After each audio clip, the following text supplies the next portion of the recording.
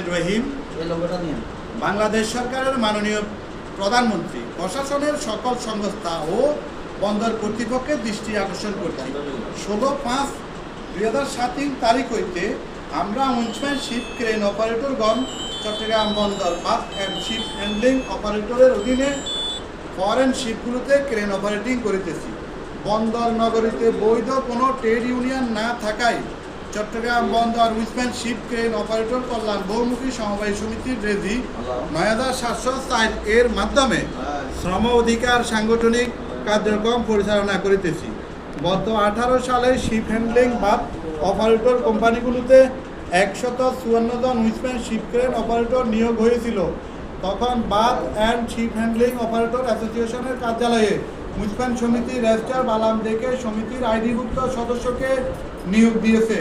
উক্ত সমিতির বর্তমান সদস্য সংখ্যা 1379 জন। এর মধ্যে 581 জন বর্তমান শিপ ক্রেন শিপ হ্যান্ডলিং কোম্পানিগুলোতে কর্মরত রয়েছে। অবশিষ্ট সদস্য বেকার মানবতার জীবনযাপন করিতেছে। ইতিমধ্যে berth and ship handling operator association প্রতিনিধি 7টি কোম্পানিতে সমিতির সদস্য 9 বহিরাগত 49 জন অপারেটর নিয়োগের জন্য তালিকা প্রদান করেছে। যে সকল ক্রেন অপারেটরগণ কর্মরত রয়েছেন মাসে 15 দিনের নিম্নে ডিউটি হচ্ছে।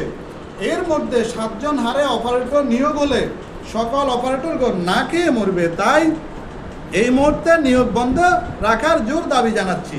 যদি সম্ভব হয় 24 ঘন্টায় প্রতি ক্রেনে একজন অপারেটর সাথে একজন করে বৃদ্ধি করে বুকিং করে প্রতি শিপ 2 জন অপারেটরের সাথে একজন রিলিভার বৃদ্ধি মোট 3 জন করে অপারেটর প্রদান করলে প্রতিটি শিপ 20% সময় দ্রুত পণ্য খালাস হবে। এতে বাংলাদেশের বাৎসরিক হাজার হাজার কোটি টাকা ব্যয় কমবে। আন্তর্জাতিক বিশ্বে বন্দরের সুনাম দ্রুত বৃদ্ধি হবে। কর্মরত অপারেটরগণ নামাজ আদায় করতে পারবে, শারীরিকভাবে সুস্থতা লাভ করবে, অ্যাক্সিডেন্ট দুর্ঘটনার পরিমাণ কমবে। তাই রিলিভার বুকিং প্রদানের অনুরোধ করছি। তা না হলে বন্দর সচল রাখার লক্ষ্যে যে কোম্পানিগুলোতে অপারেটর কম উক্ত কোম্পানিগুলোতে একজন করে সমিতির আইডিভুক্ত সদস্য নিয়োগ করুন। অন্যথায় চট্টগ্রাম বন্দরে শ্রম অসন্তোষ সৃষ্টি হলে উইন্সম্যান শিপ ক্রেন অপারেটর প্রতিনিধিগণ দায়ী থাকিবেন না। 2020 সালে আওয়ামী লীগ নামধারী কিছু চাঁদাবাজ এর শোষণ নির্যাতনে বন্দর নগরীর জামাত বিএনপি সমর্থিত শ্রমিক কর্মচারীগণ অতিষ্ঠ ছিল। আওয়ামী নামধারী চাঁদাবাজদের নির্যাতনে সমিতির নির্বাচিত পরিষদের 12 জন নেতার মধ্যে 10 জন 1 বছর পরিষদে অংশগ্রহণ করতে পারেনি। কর্মরত অপারেটরগণ চাকরি হারানোর ভয়ে সমিতির কার্যালয়ে আসেনি।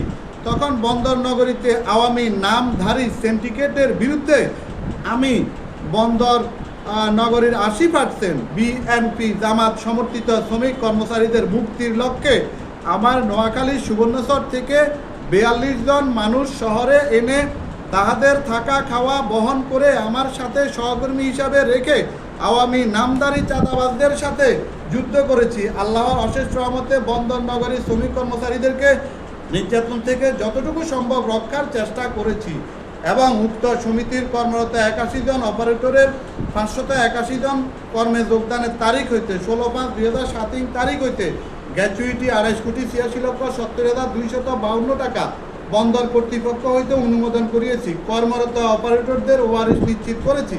এতে আমি ও আমার সহকর্মীদের আনুমানিক 4 কোটি টাকার শ্রম অর্থ ব্যয় হয়েছে। আমার মা বাবার অর্থ সম্পদ বিক্রি করেছি। বর্তমানে 94 লক্ষ টাকা ঋণ এর দায়ে আমি ও আমার সহকর্মীগণ ফেরারি মানবতার জীবনযাপন করিতেছি। ইতিমধ্যে বাংলাদেশ শিপ হ্যান্ডলিং অপারেটরের আওতাধীন কিছু ক্রেন অপারেটর নিয়োগ হবে। পূর্বে যারা আওয়ামী নামে বন্দরের শ্রমিকদেরকে শোষণ করেছে ওই লোকগুলি বর্তমানে বিএনপির নাম বিক্রয় করে আমার সমিতির বৈধ ক্রেন অপারেটর সদস্য রেখে বহিরাগত অপারেটর নিয়োগের পয়তারা করিতেছে। ওই সকল চাঁদাবাজ ব্যক্তিদেরকে সরজমিনে তদন্ত করে আইনি শাস্তির দাবি কামনা করিতেছি। আমার বক্তব্য